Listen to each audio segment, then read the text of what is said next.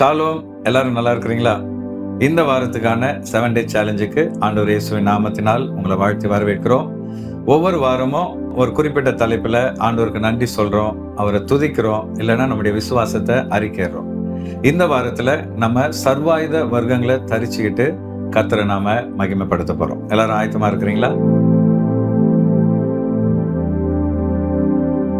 நம்முடைய வாழ்க்கையில பல சவால்களை ஒவ்வொரு நாளும் நம்ம எதிர்கொள்றோம். விசேஷமா சிலர் நம்மளை எதிரியா நினைச்சு நமக்கு விரோதமா பேசுவாங்க, நமக்கு விரோதமா செயல்களை செய்வாங்க, சில நேரத்தில் அவமானப்படுத்துவாங்க, சிலர் நம்மளை காயப்படுத்துவாங்க. இப்படிப்பட்ட சூழ்நிலைகளில் நம்மளை தற்காத்துக்கிறதுக்காக ஆண்டவர் சில ஆயுதங்களை நம்ம கொடுத்திருக்கிறார். அதுதான் சர்வாயுத வர்க்கம் அப்படின்னு சொல்லி பைபிள் சொல்லுது. இன்னைக்கு நாம பார்க்க போற ஆயுதம் சத்தியம் என்னும் கச்சை, த பெல்ட் ஆஃப் ட்ரூத்.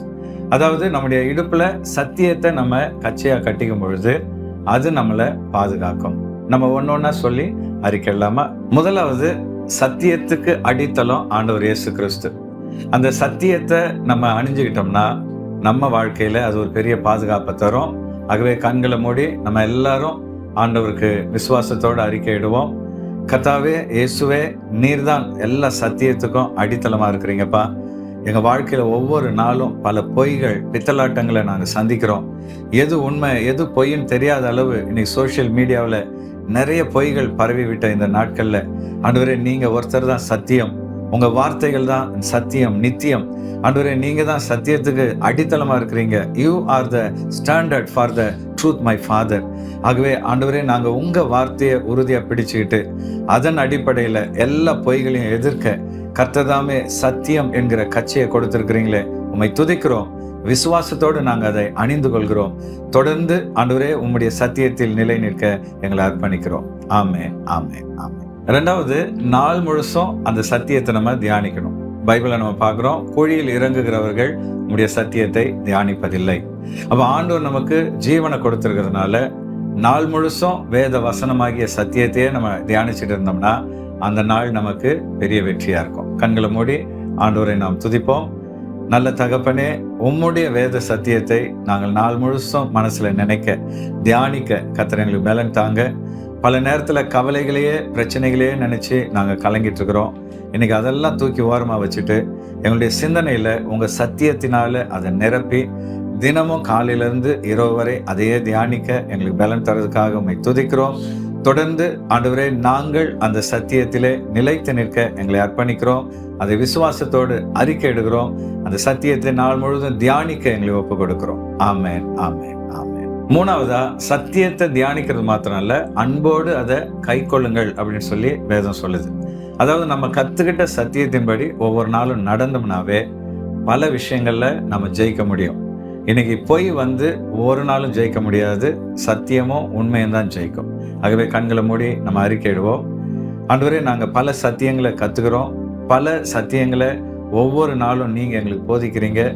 இதை கத்துக்கிறது மாத்திரம் இல்லப்பா, ஒவ்வொரு நாளும் எங்களுடைய வாழ்க்கையில நாங்க அதை கை கொள்ளணும். எது பொய் எது மெய் அப்படின்னு நாங்க புரிஞ்சுக்கிட்டு பொய்யெல்லாம் ஒதுக்கிட்டு மெய்யான வழியில நாங்க நடக்கணும். உங்க சத்தியத்தின்படி வாழணும். ஆண்டவரே, ஒவ்வொரு நாளும் அதை கை கொள்ளணும். நீங்க எங்களுக்கு அதற்காக பலன் கொடுக்க போவதற்காக நன்றி. நாங்கள் அதை கை கொள்வோம் என்று உம்முடைய சமூகத்திலே அறிக்கை இடுகிறோம். விசுவாசத்தோடு நாங்கள் அதை சுதந்திரிக்கிறோம். ஆமென், ஆமென், ஆமென். நாலாவது, சத்தியன்ற கச்சையை நம்ம அணிஞ்சுக்கிட்டதுக்கு இன்னொரு அடையாளம் மனதார சத்தியத்தை பேசணுமா. அதனால்தான் வேதம் சொல்லுது, கர்த்தாவே, யார் உம்முடைய பர்வதத்தில் நிலை நிற்பார்கள்? மனதார சத்தியத்தை பேசுகிறவர்கள் தானே. கண்களை மூடி நம்ம அறிக்கையிடுவோம். ஆண்டவரே, பல நேரங்கள்ல மனுஷங்க மனதார பொய் பேசுறாங்க. தாங்க சொல்றது பொய்ன்னு தெரிஞ்சும் தைரியமா அதை பேசுறாங்க. ஆனா ஆண்டவரே, உம்முடைய சமூகத்துல நிக்கிற நாங்க இந்த நாள் முழுசும் சத்தியத்தை பேச எங்களுக்கு பலன் தாங்க. கர்த்தாவே, நாங்க யாருக்கும் பயந்து பொய் பேசாம சத்தியத்துல நிற்க, மனசார அந்த சத்தியத்தை உண்மையை பேச, நேர்மையாய் வாழ கர்த்தர் எங்களுக்கு கிருபை தருவீராக. நாங்கள் விசுவாசத்தோடு சத்தியத்திலே நிற்போம், சத்தியத்தை பேசுவோம் என்று அறிக்கை இடுகிறோம். கர்த்தர் பலன் தருவார் என்று அறிக்கை இடுகிறோம். அதை சுதந்திரிக்கிறோம். ஆமென், ஆமென், ஆமென். நாலாவது, சத்தியத்தை வாசிப்பேன்னு சொல்லி நம்ம அறிக்கையிடுவோம். ஏன்னா வேதம் சொல்லுது, சத்தியத்தை மேய்ந்து கொள்ளுங்கள், அப்பொழுது கர்த்தருக்குள் மனமகிழ்ச்சியா இருப்பீர்கள். தினமும் நம்ம வேத சத்தியத்தை வாசிச்சு அதை மனசுக்குள்ள ஏத்துக்கும் பொழுது ஆண்டவர் நமக்கு ஒரு வெற்றியை தருவார். கண்களை மூடி அப்பாவுக்கு நம்ம அறிக்கைகளை செலுத்துவோம். நல்ல ஆண்டவரே, நாங்கள் ஒவ்வொரு நாளும் சத்தியத்தை மேய்ந்து சத்தியத்தை வாசித்து அதை அசை போட்டு அதை தியானித்து அதன்படி வாழ கர்த்ததாமே காலை தோறும் எங்களுக்கு கிருபை தருவீராக.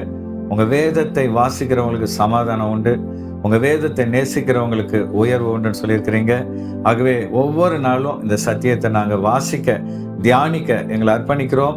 இந்த நாள் முதல் கர்த்தர் எங்களுக்கு பலன் தருவார் என்று விசுவாசத்தோடு அறிக்கை எடுக்கிறோம்.